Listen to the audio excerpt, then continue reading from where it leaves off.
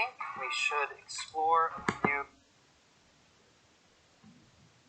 Welcome back to New Rockstars. I'm Eric Voss, and this is a breakdown of Doctor Strange in the Multiverse of Madness, a movie that teaches us all a valuable lesson about what happens when Marvel fans dream too big. The Scarlet Witch will break all your toys and make you watch. Director Sam Raimi gave us the MCU's first true horror film that also rewrites the rules of the MCU in so many cool ways. So let's break down this movie scene by scene for the incredible attention to detail and deeper layer of meaning that you might have missed. Also, we have a new Multiverse of Madness inspired latest Obsession shirt. It looks amazing. You gotta get your hands on that one over at NewRockstarsMerch.com. So the Marvel Studios title card for this movie has been updated. The shots that previously showed in-game moments have all been replaced with Wanda's Scarlet Witch power-up and WandaVision, and various shots of Doctor Strange from the 2016 film Infinity War and Endgame. The final shot on the M of Marvel Studios is Strange's final scene in the 2016 film, but in the inner top of the R was Wanda's team up with her family in WandaVision. So this is actually the first time anything from a Disney Plus title has made it into the title card, just proving how important Wanda's experience with her kids from that show is in this movie. Also, want to note that behind Wanda's family in that shot is the Westview Cinema with Oz the Great and Powerful playing, a 2013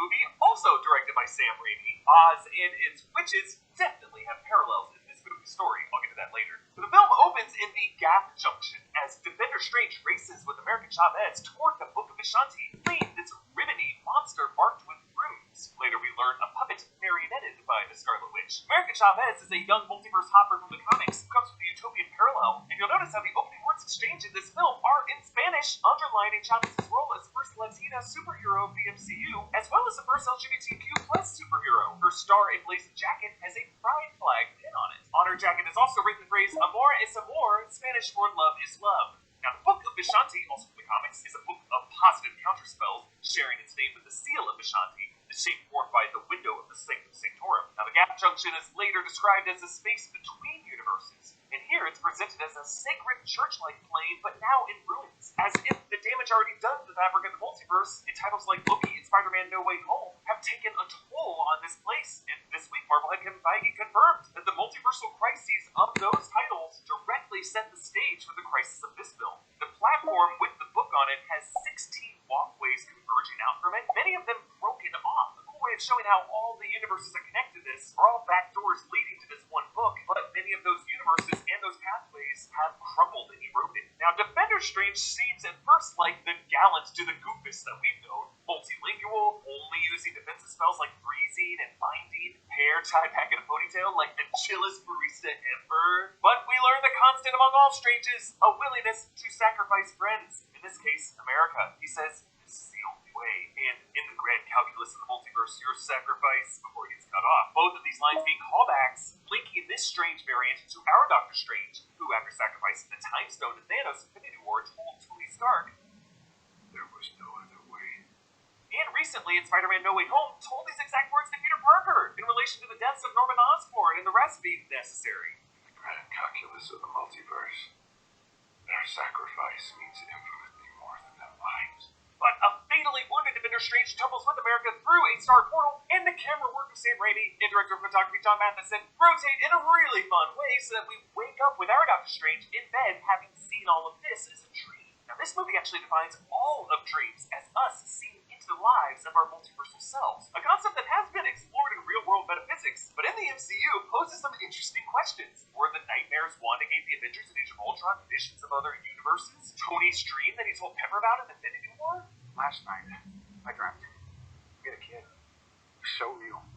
We named him after your eccentric uncle. What was his name? Morgan. Of course, they would eventually have a kid named Morgan, so Tony's dream there likely was an alternate universe. So Strange glances over at his broken wristwatch, the one from the 2016 film given to him by Christine Palmer and broken by Robert's outside Kamertage, a watch face that he left broken to reflect the unhealable wound of his hands and his mastery of the mystic and mental over the physical. In this film, the watch symbol evolves to symbolize his forever broken relationship with Christine and how that's actually okay. Strange uses magic to tie his tie, a reminder that his hands are still damaged from his accident in the 2016 film. His hands truly are his unhealable wound. At the wedding, he passes this mom with two sons. This is a little echo of the conflict that he's about to face with Wanda, trying to reunite with her sons, who are roughly the same age. Dr. Nick West returns to the 2016 film and reveals he too dusted in a blip and lost two cats and, oh yeah, a brother too. He ponders if there could have been any other path Strange might have taken in Infinity War, and by having to think about this, Strange faces that his sacrifice play of the Time Stone, while it eventually led to the Avengers being able to fix things, sort of, in Endgame, it also left survivors living with the emotional toll of that conflict. And in Wanda's case, Thanos using that same Time Stone to render her heartbreaking killing of Vision meaningless. Strange turns a glass of water into wine, friggin' Jesus over here, also reminding us of when he refilled Thor's beer mug in Ragnarok. Really the best way to use magic, if you ask me. Strange apologizes, saying that he made sacrifices to protect Christine, but that he's glad she's happy. Really, this whole movie is a tug of war between sacrifice on one hand and happiness on the other. Our heroes begin this movie thinking that sacrifice comes at the expense of personal happiness, but must learn by the end of the film that sacrifice what we think we want is really how we find deeper fulfillment and inner peace. Strange hears commotion outside and tugs his red pocket square, revealing it as his cloak of levitation. You would not believe the shit that got trailer breakdowns for theorizing that pocket square was his cloak. I love how he summons it in freefall, making this his version of Tony Stark being caught by the Mark 7 armor while falling into the Avengers film. Now, this beast is initially invisible, similar to how the supernatural forces of Moon Knight are initially invisible to onlookers, but Strange decloaks it to reveal the squid monster of Gargantos, a lesser-known comics foe to Namor the Submariner. And I love how the animators use his single eye to characterize him. His surprise when Strange dismantles a bus, his eyelid crease to show anger, his pupil dilation when Strange severs his tentacle, and of course, the look of, oh shit, when the eyes about to get skewered. Now, Danny Elfman's score charged this whole film with a madcap, feverish energy, and here he uses some great horns.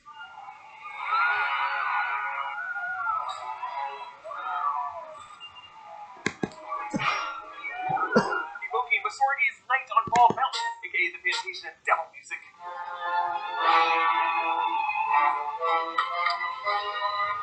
The back of the bus has an ad for La Llave Coffee, unlock a better day. La Llave being Spanish for key, a hint at Strange's upcoming quest to use his watch to unlock the back door, and also this Spanish-speaking superhero being the key to his multiverse. Also nearby is an ad for The Magic, a celestial tea, and when Strange jumps on a taxi, there's a sign behind him for Stan Lee's, which might be a nod to Stan Lee, whose real name was Stanley Lieber, and the 2008 Hulk movie paid tribute to him with Stan Lee's pizza. Wong shows up to try to restrain Gargantos. Gargantos uses one of his suction cups to detach his canine, maybe showing how he does have some invincibility against the time to attack Namor. He scales a building, Sam Raimi was with Doc Ock scaling the building in 2004 Spider-Man 2. Meanwhile, back at the wedding, time Christine and Charlie is a cameo by this movie's screenwriter, Michael Waldron. Strange uses his giant remote hands to use a lamppost to javelin Gargantos in the eye, and then pops that eye out with his connective tissue looking a lot like Sam Raimi's hilarious flying eyeball in Evil Dead 2. Strange and Wong mentioned their recent deal with Spider-Man and No Way Home, and American accidentally shoots bullets out of his butt, referencing how Tom Holland Peter and Andrew Garfield Peter were both pretty grossed out by how Tobey Maguire Peter's webbing came out of his body, a production design choice that was actually made by Sam Raimi in that initial series.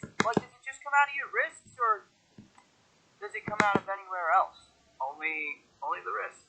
Now, wait, didn't Strange and Wong forget about everything after that movie's final memory wipe spell? Well, not exactly. They only forgot who Peter Parker is. They still remember a masked Spider-Man being part of their history. Like, notice here, they never call him Peter Parker and aren't really sure how his webbing works, just further proof that he's just back to being a stranger to them. But they still know of a Spider-Man existing in this universe. America shows them Defender Strange's corpse on the second roof, and Strange buries him up there, saying that he's, quote, buried worse. And I'm dying to know who else in Strange's life that he has buried and where. Now, they realize that the matching runes on the two beasts was witchcraft, so we return to Wanda's kitchen in Westview, using the same WandaVision Episode 2 Bewitched-inspired intro music, which is composed by the Lopezes. In this kitchen, they have a hamster cage labeled Max, maybe short for Maximoff, replacing poor Sparky the dog. Billy and Tommy return here, back to wearing the same red and green colors as Wiccan and Speed do in the comics. Wanda wakes up from this dream alone in her bed. Love how the warm golden color tone of the room shifts to a colder gray as she sits up. Just another example of dreams being windows into our alternate selves. Then Wanda prunes branches in an apple orchard. Just really cool symbolism here. She says apples eventually, as they haven't yet borne fruit, as her efforts to produce a life with her sons has also been fruitless. She prunes errant branches, paralleling the ways he remains. The TVA would prune branch timelines to exert control over the multiverse, kind of like how Wanda has been using Darkhold to X off universes without her sons in them. And these being apples definitely reminds us of the poisoned apple of the Witch Queen of Snow White, which actually gets a cameo later on in this film. Strange says the flowers smell real, and Wanda claims she put reality warpy witchcraft behind her after Westview, yet even here the simulation seems real enough to nearly fool Strange. They chat. What do you know about the multiverse? Liz had his theories. He believed it was dangerous. And then she drops the branches in a crate labeled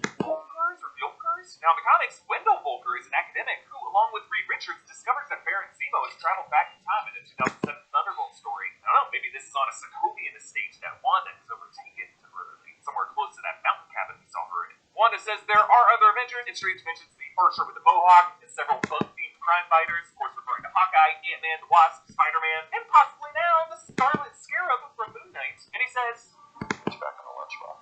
there actually is a vintage Marvel Superheroes lunchbox with Spider-Man, Cap, and Thor on the front, Fantastic Four on the back, and on the sides, Scarlet Witch, Daredevil, and Yellow Jackets. Wanda mistakes the use of their distinct yet, so she drops the illusion that red hex looking just as it did, but it warped the structure of Westview and WandaVision. All of this coming from the Darkhold, Marvel's Book of the Damned, which Wanda got from the Witch Act of Heartless in WandaVision. This whole dead landscape is likely near that mountain cabin. From the WandaVision post-credit scene, all the plants now rotting more and more as the Darkhold progresses. Maybe it actually in the background because of her tortured art relic of some structure carved in a large outdoor. That structure might be the cabin she's in WandaVision post-credit scene. Wanda's Scarlet Witch wardrobe is evolved since we last saw it in WandaVision. Scratches radiate from the heart region, showing how her fracturing in reality all stems from a broken heart. And the stitching on her collar leaves an opening in the shape of Vision's Mind Stone, reflecting how that heartbreak began to shatter her love's mind in Infinity War. Wanda says America's sacrifice will be more than the rage of gods, which Strange says is a justification of their enemies. But it's also essentially what Defender Strange told America, so when Wanda criticizes Strange for giving up the Time Stone in Infinity War so that Thanos could render the heartbreaking sacrifice for Vision pointless, she is totally right. Strange is a hypocrite. Doesn't seem fair. Back at Camertage, Wong explains that the Scarlet Witch was prophesied to be Wow! Your power sees that it's your destiny to destroy the world.